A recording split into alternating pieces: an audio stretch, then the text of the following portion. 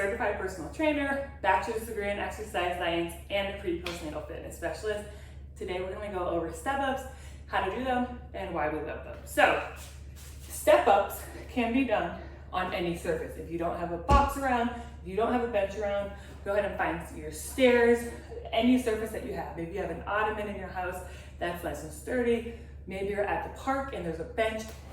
Anything we can step up to is good. So now that we have that out of the way, step-ups can be done in so many different ways, and you can load them with weights as you start to feel comfortable.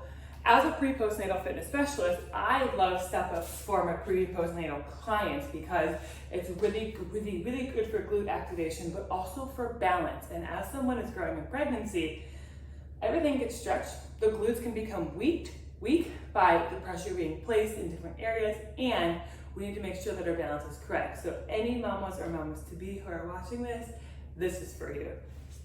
I'm going to show a forward step up first. So basically, any way you step up, you want to make sure your whole foot is on whatever surface you're trying to get up on top of. We're not pushing through our toes. That's going to place pressure only on the front side of the leg, especially radiating into that knee. So putting full pressure into that heel as you drive up and step, comes up the back side of the leg and really targets the glute. So that's why it's good for glute activation.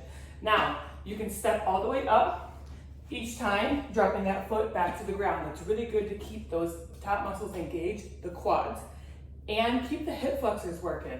Or you can just leave that foot up and slowly control it back down, making sure you keep the foot on for stability. If we're working on balance, I would recommend keeping your foot up until you get confident in your balance, because taking it up and down is going to make it more challenging on the balance. Now, the best way to make the step up more challenging, in my opinion, is how we tempo it, so the speed we go at.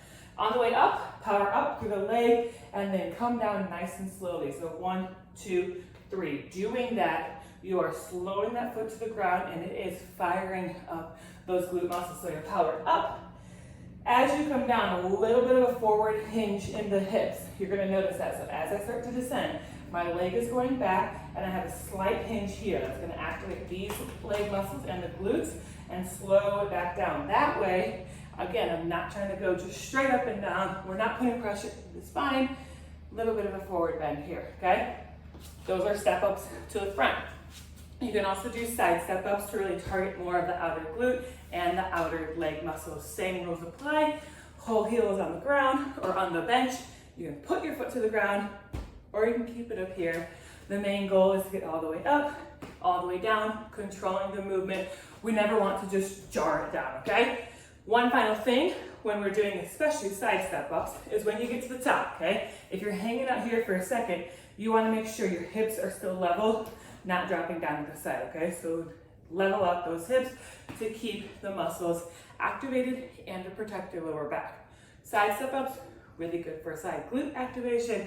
And if you want to add a little bit of internal hip rotation and work those hips a little bit more, you can cross step up. This is going to be the most challenging on your balance, so take your time. Those are my top 3 ways to do step-ups.